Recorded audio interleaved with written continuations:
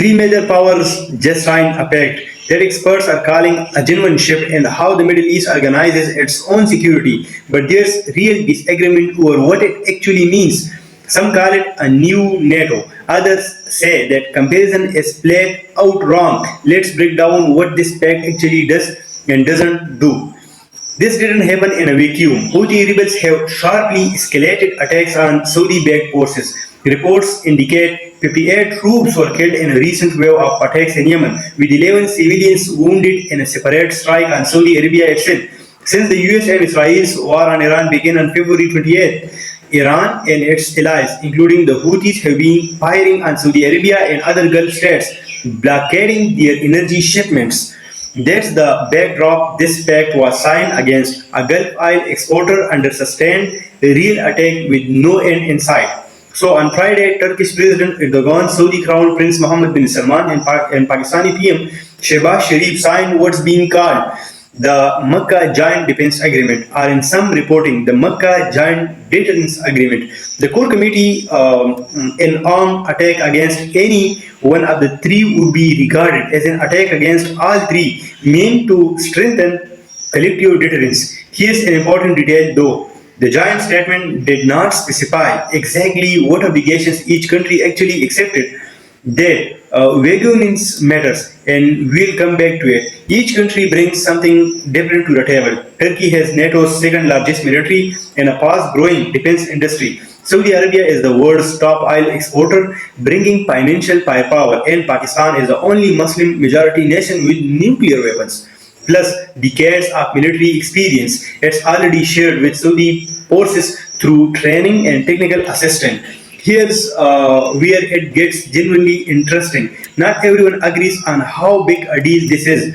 One Al Jazeera analyst described it as something that will reshape the security architecture of the region. But another expert pushed back hard on the NATO comparison specifically, calling this a framework for closer strategic, military and defense industrial coordination, not a mutual defense pact comparable to NATO. So, and there's a specific nuclear caveat worth mentioning. Despite speculation about Pakistan extending its nuclear umbrella to Saudi Arabia, one analyst specifically noted the accord likely does not include a nuclear component. Since Pakistan's nuclear deterrent is focused on the threat it perceives from India, not on protecting Saudi Arabia. So this changes everything, framing with a grain of healthy skepticism alongside the this is genuinely significant framing. Both have real experts behind them. Here's the part I think is the real story though. Analysts are increasingly describing this as one side of broader regional split. On one side, Saudi Arabia, Pakistan, Turkey, reportedly Egypt, a coalition of middle powers trying to balance against both Iran and Israel. On the other side, a separate alignment involving Israel, the UAE, and India, which has deepened cooperation since the Abraham Accords. The second bloc got its own notable moment recently too. Israeli PM Netanyahu and Indian PM Modi held talks that regional observers read as further evidence of growing coordination between those two countries. So what you are watching is not just three countries signed a pact, it's a competing regional grouping taking shape in real time, each hedging against the other. India, for its part, said it's studying the implication of this pact for its own national security, a notably cautious, watchful response given Pakistan's history of tensions with India. And there's specific logic behind why Saudi Arabia is one stitching all this together. By building a web of partnerships rather than relying on any single ally, Riyadh can better anticipate shifting regional threats. But there's also a leadership angle. By hosting this agreement, Saudi Arabia is positioning itself as the face of regional stability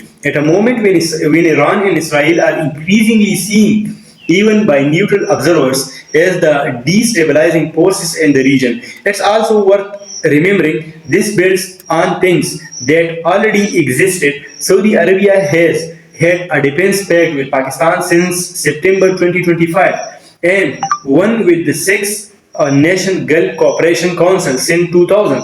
This is not starting from scratch. It's expanding an existing structure to include Turkey. So, a real trigger in Yemen, a real pact with real commitments, genuine expert disagreements over how transformative it actually is, and a bigger picture of two regional blocs quietly forming around it. That combination is what makes this worth watching closely, rather than either dismissing it or overhyping it. I will keep tracking how this plays out, especially if it actually gets tested by another attack. Subscribe if you want that update and let me know in the comments new NATO or overstated framework.